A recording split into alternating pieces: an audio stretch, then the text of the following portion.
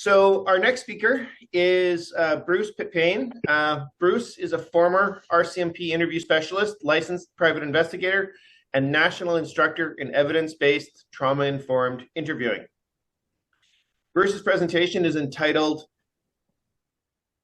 Education is the Key, and We Must Do Better. Apparently it's changed from what I have in front of me, but he routinely speaks with people who are holding informants. Presentation. Let me try that again. Bruce's presentation explains why training in informed gathering is essential. Well-established research highlights how untrained conversations can contaminate memory and undermine later investigations, while training improves the accuracy, reliability, and defensibility of what is learned. Bruce, it's all yours. Awesome. And hey, Roy, I want to say to begin with, I've always admired the work of Lloyd. Well done, Lloyd. This is how you grow as a learner. I came here with a blank piece of paper. I always have it in front of me to scribble down ideas that I'm talking about. And I've filled it now with all those exciting, really awesome points that you mentioned. Love it, mums. I still ask myself, why is this stuff not really taught well to people when they enter the police world?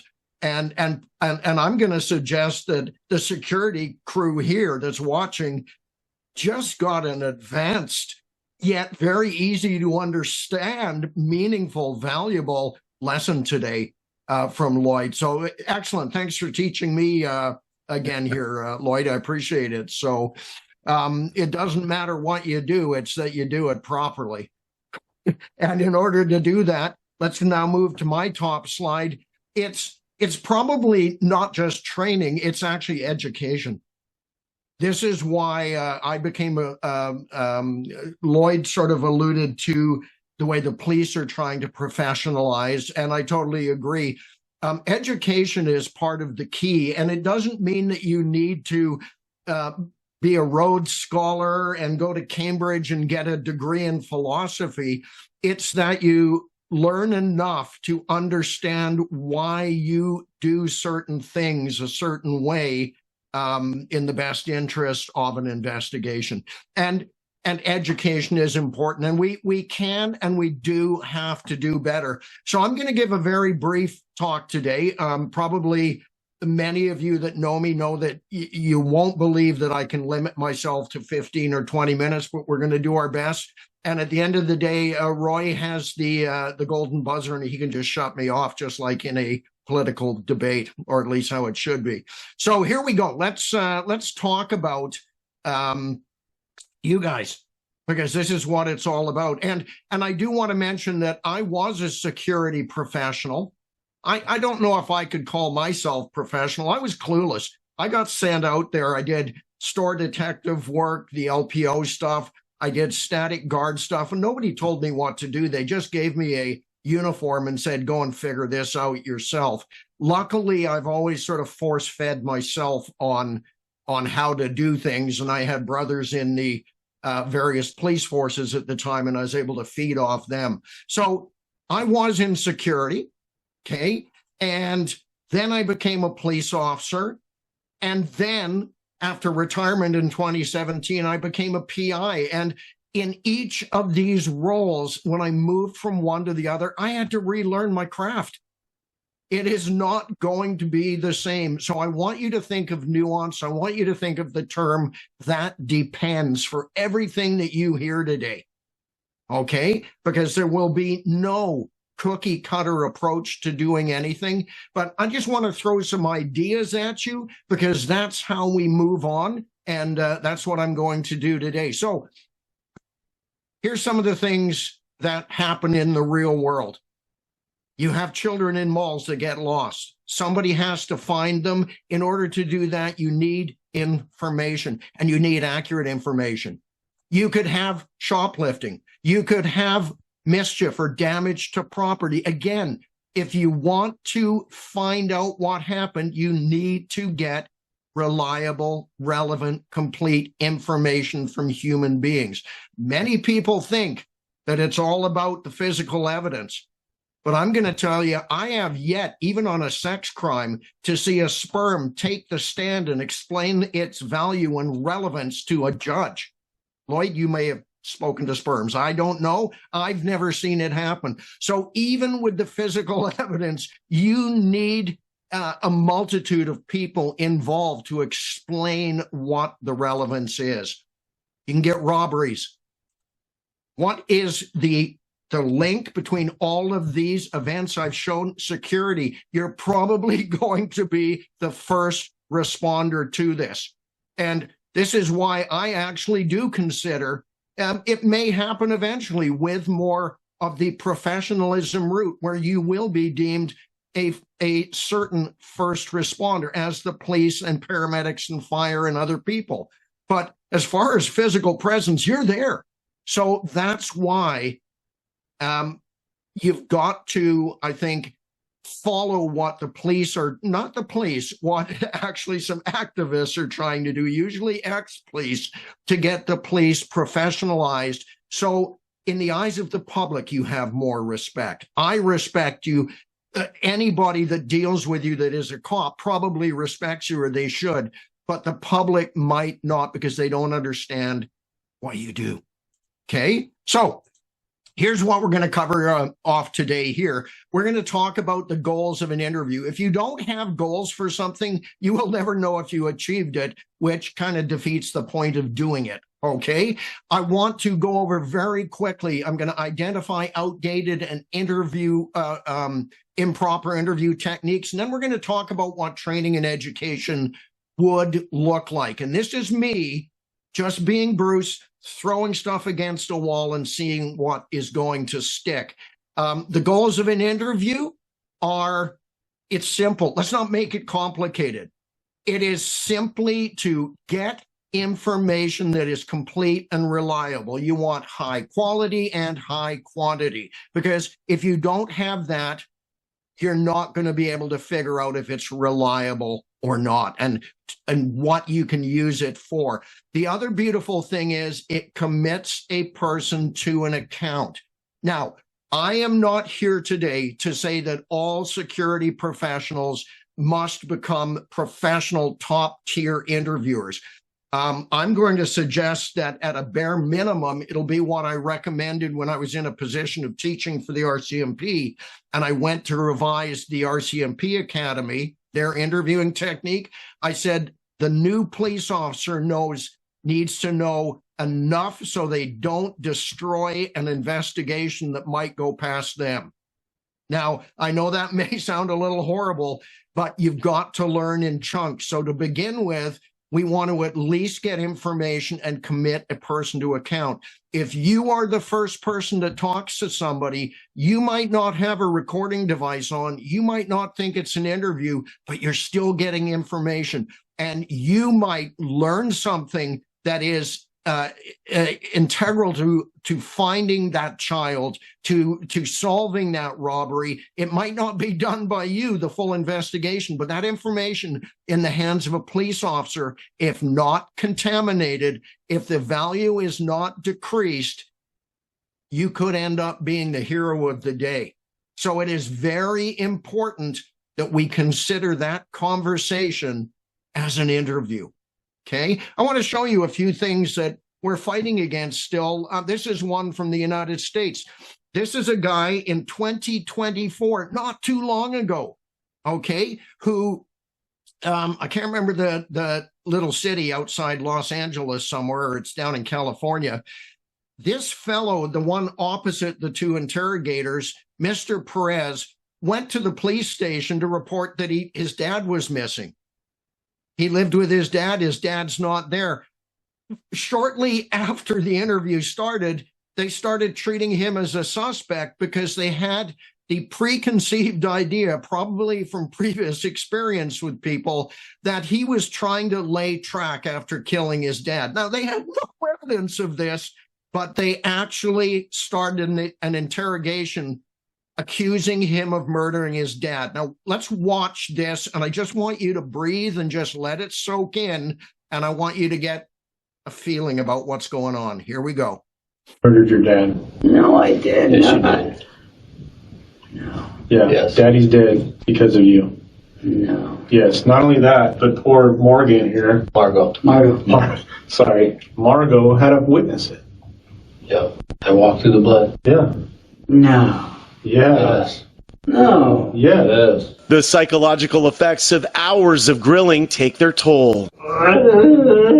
Detectives keep pushing. Perez spirals further. Eventually, Perez Jr. makes a false confession to killing his father. All this, and 71-year-old Perez Sr. was alive. He went to his girlfriend's home. Wow, hey? So I'm just saying, just breathe it in, just feel that. How does that make you feel? How does that make you feel about the department that's doing this interrogation? Let me even build on what you know so far. Here you have an innocent man accused falsely and interrogated and treated horribly by police officers, apparently to get the truth. And we want to switch that to get information. Here's how horrible it got. That puppy that's down there in the view wasn't there as his therapy dog. It was there because they used it as leverage to bully him into a confession. Everybody has a breaking point. They lied to him and said, we will have to euthanize, kill your dog because it walked across blood. And in order to do proper forensic testing on the dog, we must kill it. So you have a choice. You either admit to killing your dad or we kill your dog. You may ask yourself, how does an interrogator get to that point of crossing that line? It's because of the culture of we need a confession and we're going to cut corners, not do a proper investigation, not rely on information. We're going to rely on what he says. They think they're the closer. So there's one of them, but I can't just cut down the Americans. I mean, poor people, they have to go through enough right now, and here we are picking on them. Here's one from Canada. This is from the turn of the century, and some people are still using this technique. This is in Hamilton, Ontario. There was a power outage. And this interviewer, doing exactly what we were all trained to do back then, will show you that he's kind of made his mind up here on Michael Dixon, who's been arrested for a break and enter to a jewelry store. So just watch on the presumption of guilt and the accusation and how this interviewer deals with this. This is literally a few minutes into the interview. It's after he was given his legal rights because he was detained and his police warning, and then in they go. They don't bond with him. They don't do anything. This cop has his mind made up because that's how we were trained. Okay. Why we're here is because earlier tonight you were arrested for breaking into a jewelry store on John Street South. Now, your innocence and guilt in this, quite frankly, isn't an issue. The evidence I have is, frankly, conclusive and overwhelming. Okay? So I'm not even going to ask you if you did it. What I have to ascertain here is what kind of guy you are. Okay. Whether this is, you're like a serial burglar, and this is what you're doing all the time, or whether this is a one-off thing because of the power cut and everything that's going on tonight. That's all we're here for. Okay, I understand your position. Like I say here, I didn't do it, and you've heard that a million times, I'm sure, in your career, but it's just, ask me questions. That's all I can do is answer them, I guess. I've got no questions to ask you. I mean, why did you do it? That's basically, that's my only question.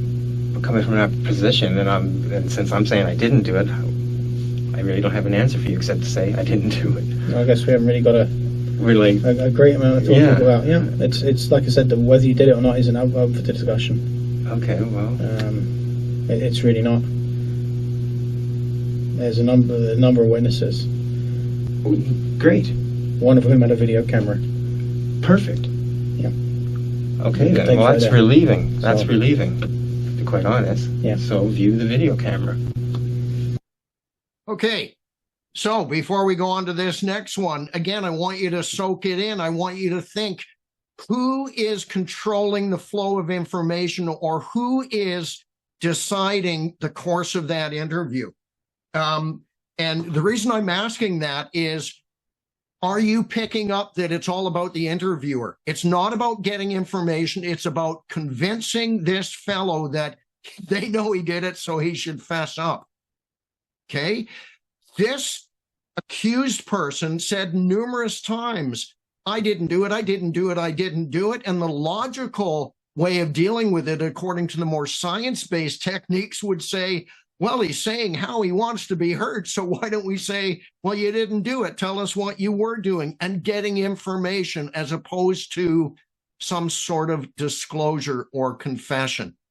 And this goes the same for a witness you talk to.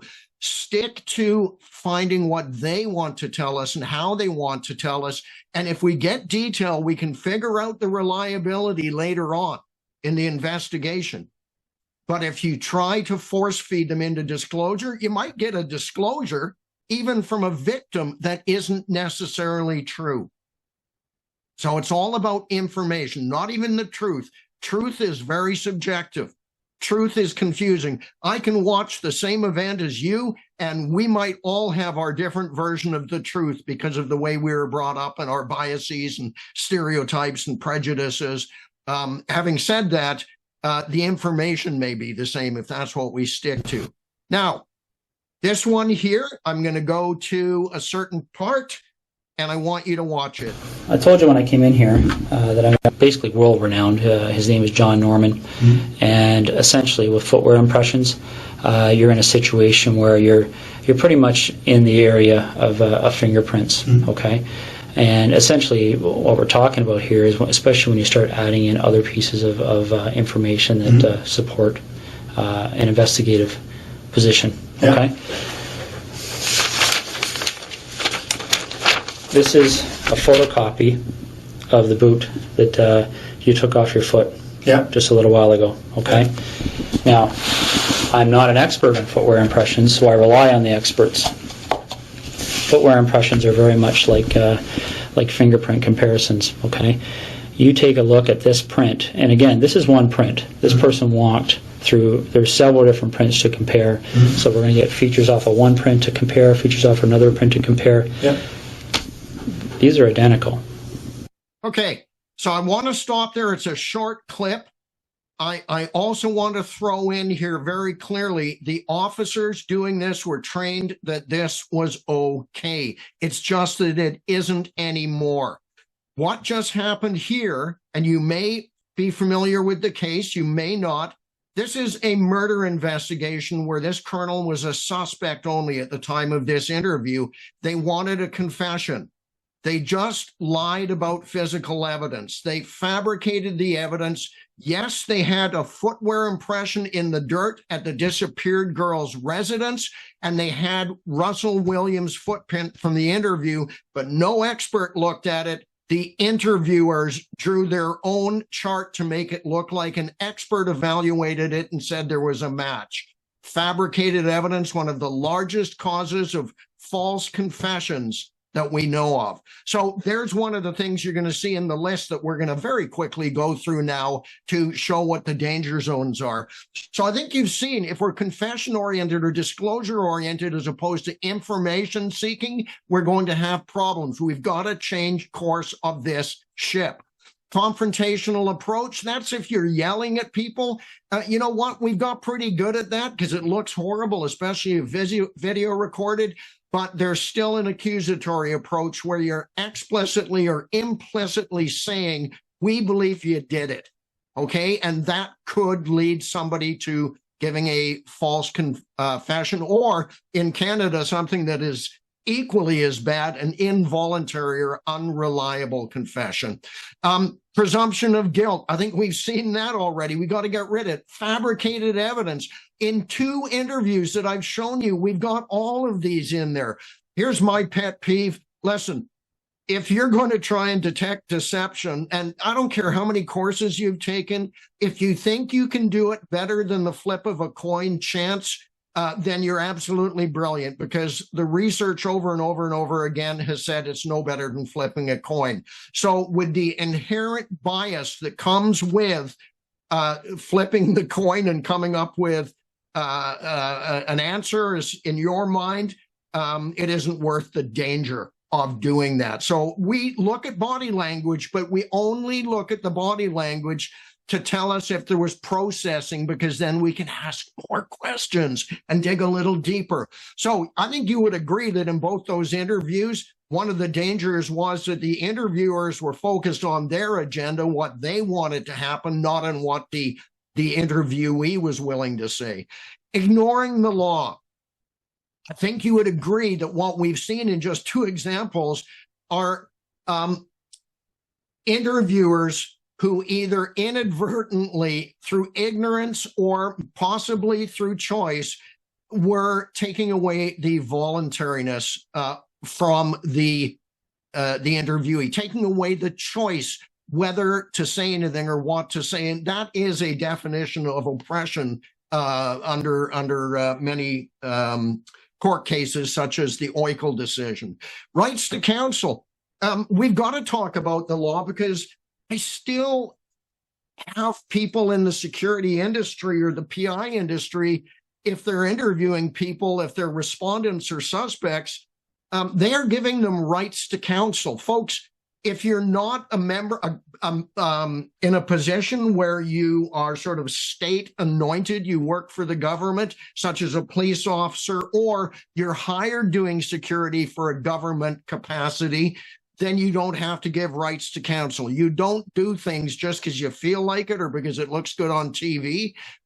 So know when you should be doing it. Otherwise, you look unprofessional. And as Lloyd said, that's very important, is how you look. Not turning the person over to the police without delay. That is part of when you were allowed as a citizen to arrest somebody, you can't hold them and say, I didn't detain them. You can't hold them and say, I'm going to interview them first and then turn them over to police.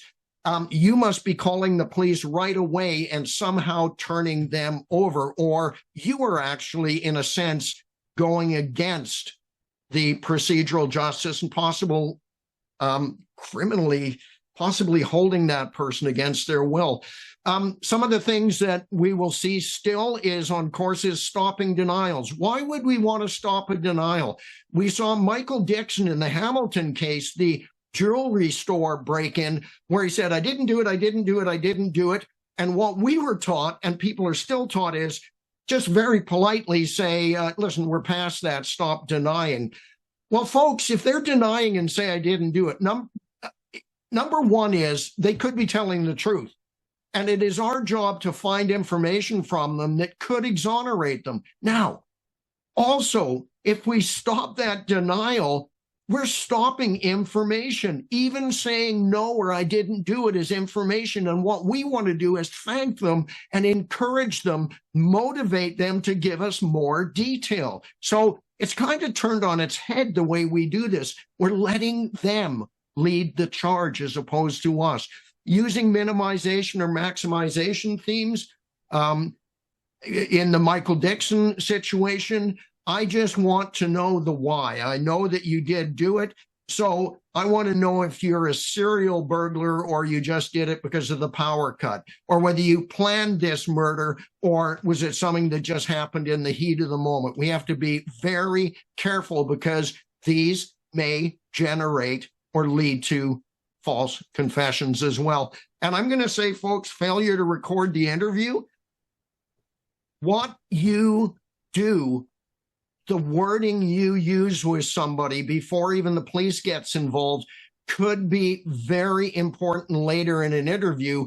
Because if you lead somebody, if you get unreliable information, a good defense lawyer would want to go back and show that you were the weak link in the chain of information, the history of that information that was received. If you don't record it, then they're going to have a really easy time attacking what you did or didn't say, right down to the exact word, because you can't speak to it. And if you did record it, If you didn't do anything wrong, you're showing everybody that you were bang on and you followed the proper education on this. So false confessions do happen. It could be the technique of, as you've seen, we've changed to a more information related technique. The PEACE model is one. Science-based interviewing out of the US is another. Caused by the environment, if the room is really oppressive, you betcha. If it's very oppressive, if there isn't a bathroom and the person has to go to the bathroom, if it's too hot or too cold, these things could actually cause problems. And caused by the suspect, you could get voluntary false confessions that good education will teach you about, so that if you get enough information, you'll realize that it is not a real or true confession. And that is our job as well. People will lie to protect other people and take it for the team. And we've got to make sure that we can see that later on. So what we need training, but not just training and education. We got to flush the system out. We need it to be scientifically supported. We need people in the industry that respect the training that their employees are getting, their staff is getting, so they don't do what happened to me, which is when I first hit the field, everybody said, forget everything you learned in the academy. This is how we do it. And unfortunately, that starts all of us off on the wrong foot. So scientifically supported, continuous. It can't just be one training session. It should be in bite-sized chunks throughout your career, evolving. Everything we do, we should hope as a teacher that science will prove or disprove it every couple of months. That makes me happy, because at least I know that I am still current, and it has to be accessible.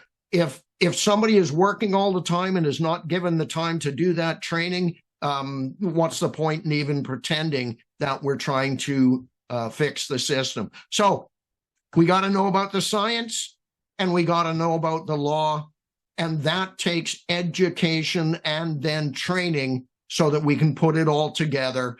And I have faith that with talks like this today, where you're getting people together, thank you, Roy, that we are on the right path to improving the professionalism of security. And I'm going to say the same talk is what I would say to the police as well, and I do. So it's not just you. I know you can do it, okay? It means throwing everything out. When you clean house, you don't put the trash in a room and say, I'll use it later. It means looking at what we are doing now with our training and education. And if it isn't scientifically supported, if it is not procedurally fair, ditch it. Don't hang on to bad stuff. Hey, how'd I do, Roy, for the timing? You're close to 20 minutes. Woohoo! Okay. Awesome. I guess we'll open it up to a question or two if anyone has anything for Bruce to ask him about his great presentation. If I can breathe still. Holy moly, that's like speed dating. I'm not even going to comment on that one. Anyone have any questions for Bruce?